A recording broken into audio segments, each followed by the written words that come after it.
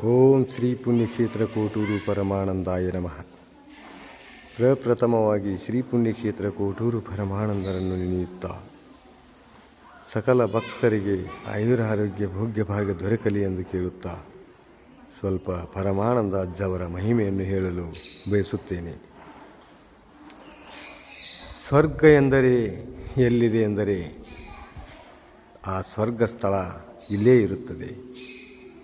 ಎಲ್ಲ ಮಾನವ ಜನ್ಮಕ್ಕೆ ನಾವು ಇಹಲೋಕವನ್ನು ತ್ಯಜಿಸುವಾಗೆ ನಮಗೆ ಸ್ವರ್ಗ ಸಿಗುತ್ತದೆ ಎಂದು ಎನ್ನುತ್ತಾರೆ. ಆದರೆ ನಮ್ಮ ಜನ್ಮ ಇರುವಾಗೆಯೇ ಸ್ವರ್ಗವನ್ನು ನೋಡಬೇಕಾದರೆ ನಮ್ಮ ಶ್ರೀ ಪುಣ್ಯಕ್ಷೇತ್ರ ಕೋಟೂರು ಪರಮಾನಂದನ ಸ್ಥಳಕ್ಕೆ ಬರಬೇಕು. ಓಂ ನಮಃ ಶಿವಾಯ ನಮಃ. ಈ ಪುಣ್ಯಕ್ಷೇತ್ರ ಸ್ಥಳದಲ್ಲಿ ಶಾಂತಿ, ಸಮಾಧಾನ, ನೆಮ್ಮದಿ ಎಲ್ಲವೂ ಸಿಗುತ್ತದೆ. ಅದರ ಜೊತೆಗೆ ಬೇಡಿದ ಭಕ್ತರಿಗೆ ಬೇಡಿದ್ದನ್ನು ಕೊಡುವಾತ ನಮ್ಮ ಶ್ರೀ ಪುಣ್ಯಕ್ಷೇತ್ರ ಕೋಟೂರು ಪರಮಾತ್ಮ ಎಂದು ಹೇಳಲಿಕ್ಕೆ ಬಯಸ್ತೀನಿ.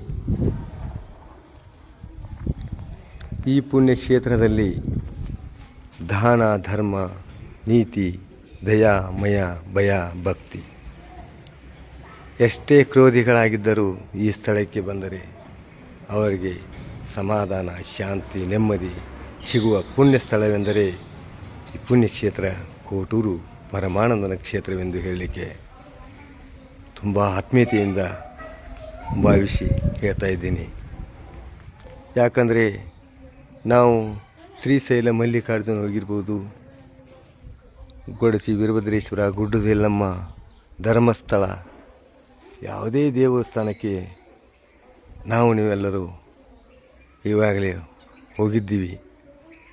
ಆದರೆ ಇಲ್ಲಿ ಸಿಗುವ ಆನಂದ, ಮಹಾನಂದ, ನೆಮ್ಮದಿ ಎಲ್ಲಿಯೂ ಸಿಗುವುದಿಲ್ಲ ಎನ್ನುವ ಮಾತನ್ನು ಅಗದಿ ಸ್ಪಷ್ಟವಾಗಿ ಹೇಳಲಿಕ್ಕೆ ಇಚ್ಛಪಡ್ತಾ ಇದ್ದೀನಿ.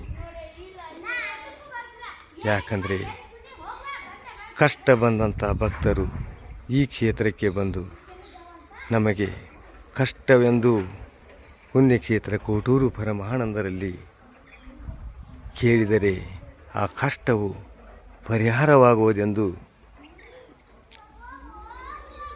100% ನಾನು ಹೇಳಲಿಕ್ಕೆ ಇಷ್ಟಪಡ್ತಾ ಇದ್ದೀನಿ. ಇಲ್ಲಿ ಬರುವ ಭಕ್ತರು ಏನೇ ಬೇಡಿಕೊಂಡರೂ ಅದು ಆರಾಮಾಗೇ ಆಗುತ್ತದೆ. ಯಾಕಂದರೆ ಆ ಭಕ್ತರು ಕೂಡ ನಮಗೆ ಹೇಳ್ತಾನೇ ಇರ್ತಾರೆ, ಪೂಜಾರಿಯವರೇ, ನಾವು ಹೋದ ಅಮಾವಾಸ್ಯೆ ಬಂದಾಗ ಹೀಗೆ ಬೇಡಿಕೊಂಡಿದ್ದೆವು, ಹಾಗೇ ಆಯಿತೆಂದು ಹೇಳ್ತಾರೆ. ಇದು ಸತ್ಯವಾದ ಮಾತು. ಹೆಣ್ಣು ಮಕ್ಕಳಿಗೆ ಬಹಳ ದಿವಸದಿಂದ ಮಕ್ಕಳ ಆಗದಿದ್ದರೂ ಈ ಸ್ಥಳಕ್ಕೆ ಬಂದು ಉಡಿ ತುಂಬಿಕೊಂಡು ಅಜ್ಜನ ಹತ್ತಿರ ಪುತ್ರ ಭಿಕ್ಷಾಂದೇಹಿ ಎಂದು ಬೇಡಿಕೊಂಡರೆ 1 ವರ್ಷ ತುಂಬುವುದರೊಳಗೆ ಪುತ್ರ ಭಿಕ್ಷಾಂದೇಹಿ ಮಾಡುವಾತ ಶ್ರೀ ಪುಣ್ಯಕ್ಷೇತ್ರ ಕೋಟೂರು ಪರಮಾತ್ಮ ಎಂದು ಹೇಳ್ತೀನಿ. ಮತ್ತು ಎಂಥ ಸರ್ಪವು ಕಡಿದರೂ ಈ ಸ್ಥಳಕ್ಕೆ ಬಂದು ಆತನ ಮಹಾಪ್ರಸಾದ ತೀರ್ಥವನ್ನು ಸೇವಿಸಿದರೆ ಎಷ್ಟೇ ಕ್ರೂರ ವಿಷವಿದ್ದರೂ ಆ ವಿಷಯವನ್ನು ಈ ಪರಮಾತ್ಮ ತೆಗೆದು ಆರಾಮ ಮಾಡುತ್ತಾನೆಂದು ಸ್ಪಷ್ಟವಾಗಿ ನಾನಾದರೂ ಹೇಳ್ತೀನಿ.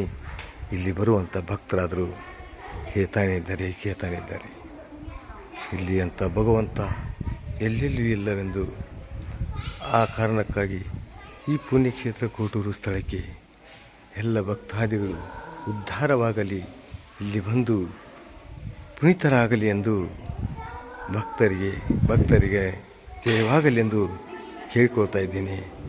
ಇನ್ನೂ ಹೇಳುವುದು ಸಾಕಷ್ಟಿದೆ. ಎಷ್ಟು ಹೇಳಿದರೂ ಮುಗಿಯದು.